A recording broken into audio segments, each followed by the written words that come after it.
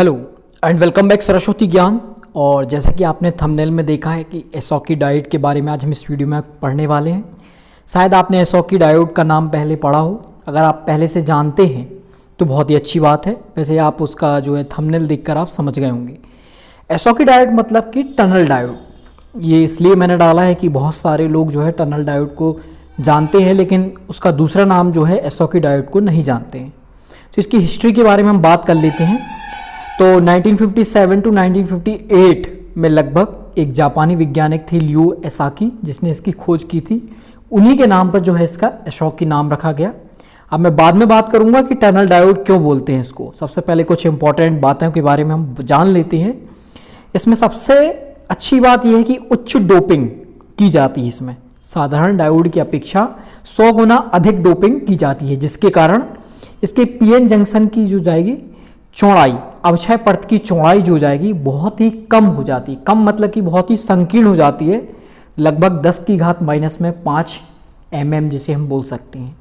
इसके बाद डायोड के चार्ज कैरियर्स प्रकाश की गति से डिप्लीशन लेयर को भेदते हुए निकलते हैं, जिसके कारण जंक्शन पर एक टनल बन जाती है।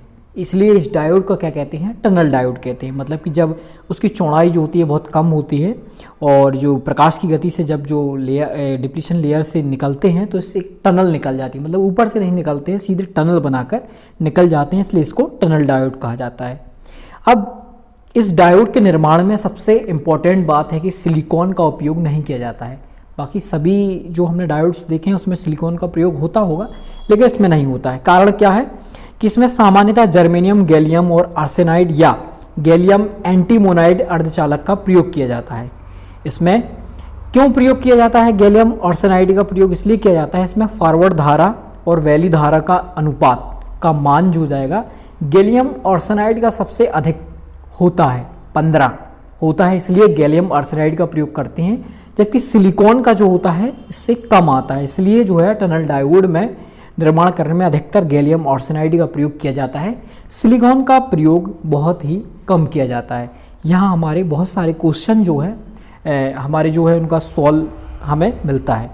इसके बाद हम नेक्स्ट बात करते हैं कुछ इंपॉर्टेंट बातों की।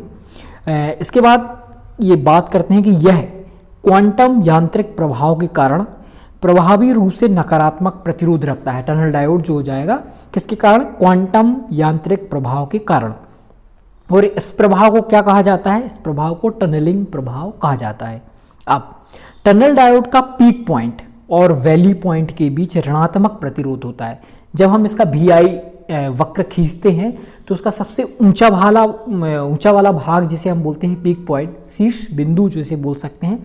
वैली पॉइंट मतलब कि सबसे नीचे वाला गर्त वाला पॉइंट है ना। जब हम एक साइन वेव बनाते हैं तो उसमें सबसे ऊंचा वाला पॉइंट जो कहलाता है पीक पॉइंट कहलाता है, और सबसे नीचे वाला जो पॉइंट होता है उसे हम गर्त बिंदु बोलते हैं। वही हम बता रहे हैं कि टनल डायोड का जो हम VI चक्र जब वो हम बनाते हैं तो उसमें जो जाएगा पीक पॉइंट और वैली पॉइंट के बीच हो जाएगा ऋणात्मक जो हो जाएगा प्रतिरोध होता है। अब इसके बारे में हम और कुछ जान लेते हैं कि इसकी स्पीड जो जाएगी बहुत तेज होती है, मतलब कि शॉटकी डायोड से भी तेज होती है। इनका प्रयोग निम्न शक्ति, निम्न वोल्टेज, उच्च आवृत्ति स्विचिंग अनुप्रयोगों में किया जाता है। मतलब ऐसे परिपथों में यूज किया जाता है जहां निम्न शक्ति रहती है, निम्न वोल्टेज रहती है, लेकिन आवृत्ति जो जाएगी बहुत उच्च, इसके साथ साथ बहुत ज़्यादा उच्च स्विचिंग में परिपथों में प्रयोग किया जाता है। इसके साथ सबसे इंपॉर्टेंट बात यह है कि ये अच्छे दष्टकारी नहीं होते। हम जानते हैं कि डायोड्स का प्रयोग जो जाएगा रेक्टिफायर करने के लिए हम प्रयोग करते हैं, लेकिन टनल डायोड का उपयोग इसलिए नहीं किया जाता है क्योंकि इसमें अपेक्षाकृत उच्च रिसाव धारा, मतलब कि हाई लीकेज करंट जो होता है इसमें, जब इसे विपरीत अभिनत किया जाता है, मतलब कि इसको जब रिवर्स वाइस में जब हम यूज़ करते हैं तो इसमें जो हो जाएगी बहुत ही ज़्यादा जो जाएगी रिवर्स लीकेज होता है। इस कारण ये बहुत ही अच्छे रेक्टिफायर नहीं होते। यहाँ आपकी 3 चीज़ें जो है बहुत ज़्यादा इंपॉर्टेंट हैं कि इनकी स्पीड जो जाएगी, टनल डायोड की स्पीड बहुत ज़्यादा तेज़ होती है। क्यों होती है? क्योंकि इसके बीच की जो अवक्षय परत जिसे हम डिप्लीशन लेयर बोलते हैं, इसकी चौड़ाई जो जाएगी बहुत कम हो जाती है और इसके जो आजू बाजू इसके P और N जो होते हैं वो हाईली डोप्ड किए जाते हैं। मतलब हाईली मतलब बहुत ज़्यादा इसमें डोपिंग की जाती है, हमने पहले जैसे जाना।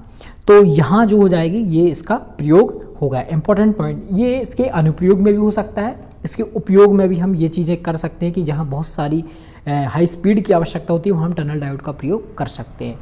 टनल डायोड का उपयोग फास्ट स्विचिंग विद्युत उपकरण, देखिए जो मैंने अभी पहले बताया वही चीज़ यहाँ पे भी दोहराई जा रही है कि माइक्रोवेव, कंप्यूटर्स, कैलकुलेटर्स में जो जाएगा किया जाता है। इसके साथ ही यह केवल बहुत निम्न शक्ति वाले दोलन अनुप्रयोगों के लिए उपयुक्त होते हैं, मतलब कि निम्न शक्ति वाले दोलन जहाँ पे हमें आवश्यकता होती है वहाँ उन परिपथों में इनका उपयोग किया जाता है। इसके साथ ही बहुत ज़्यादा फास्ट स्विचिंग वाले, जैसे कैलकुलेटर हम देखते हैं, कैलकुलेटर हम फास्ट करते जाते हैं, वहाँ बहुत ज़्यादा जल्दी फास्ट स्विचिंग की आवश्यकता होती है। कंप्यूटर में बहुत जल्दी टाइपिंग की आवश्यकता होती है, माइक्रोवेव वगैरह भी, है ना।